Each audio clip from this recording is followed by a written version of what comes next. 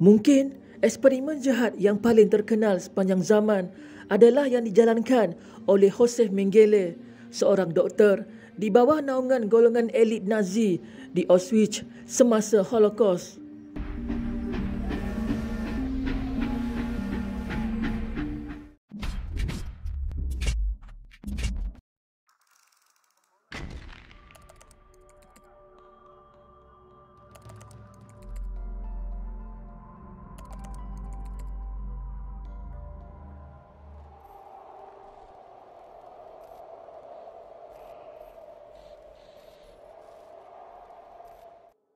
Mengele memfokuskan ratusan pasangan kembar dari kalangan orang Yahudi yang tiba di kem tahanan Auschwitz dalam eksperimen untuk membuktikan teorinya tentang racial supremacy of Aryans atau ketuanan kaum Arya. Mengapakah Mengele mempunyai minat yang kuat dalam membuktikan konsep ketuanan kaum Arya? Ini disebabkan Mengele menyokong dan ingin membuktikan ideologi palsu yang disebarkan oleh Hitler adalah benar bahawa bangsa Arya lebih baik daripada bangsa lain. Mengapa pula Mengele secara khusus memilih untuk menjalankan eksperimen ke atas kembar? Ini kerana kembar, terutamanya kembar seiras, mempunyai profil genetik yang hampir sama, menjadikan mereka subjek yang berguna untuk kajian perbandingan tentang bagaimana sifat dan ciri tertentu diwarisi. Dia juga berminat dengan banduan yang mempunyai heterokromia, yang mempunyai dua warna mata yang berbeza. Mata mereka diekstrak untuk penyelidikan, termasuk menyuntik bahan kimia ke dalam mata, menjalankan prosedur pembedahan dan melakukan bedah siasat mata.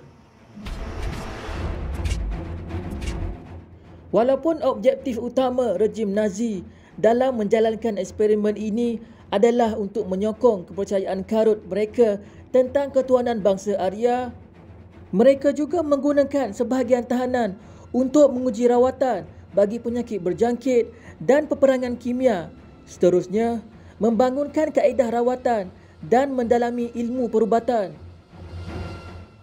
Antaranya, banduan sengaja dijangkiti malaria untuk mengkaji tindak balas penyakit dan cuba membangunkan rawatan yang berpotensi.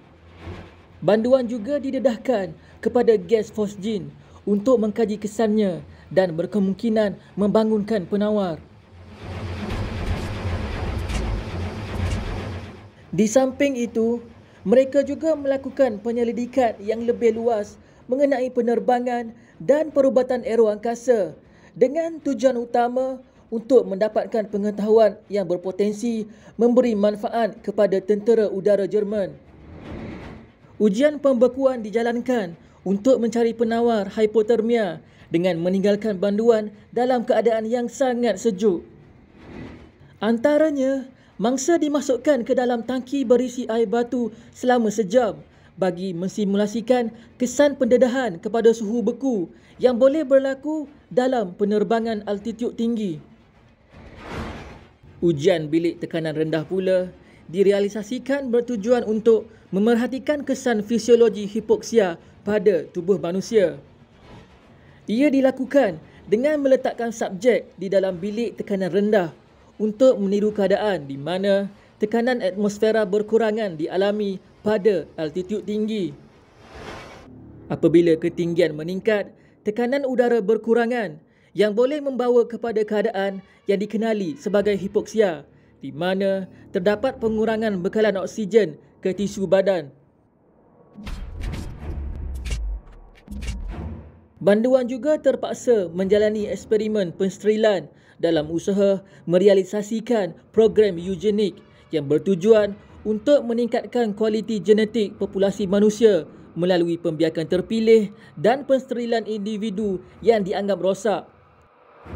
Ruth Elias diarahkan oleh Dr. Nazi supaya payudaranya diikat dengan tali sebagai sebahagian daripada percubaan perubatan untuk melihat berapa lama bayi perempuannya boleh hidup tanpa makanan.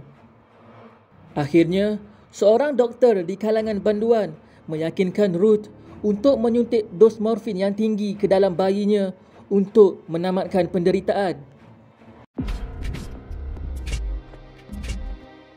Beberapa doktor yang bertanggungjawab atas kekejaman ini kemudiannya dibicarakan sebagai penjenayah perang, tetapi Mengele melarikan diri ke Amerika Selatan.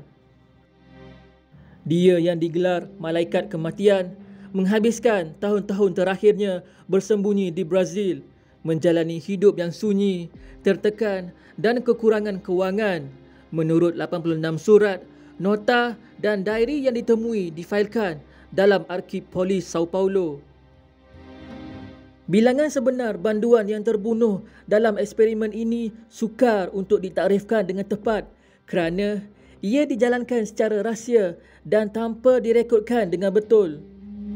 Walau bagaimanapun, dianggarkan bahawa beribu-ribu individu, terutamanya banduan yang ditahan di kem tahanan Auschwitz, telah menjalani eksperimen ini dan ramai daripada mereka tidak terselamat.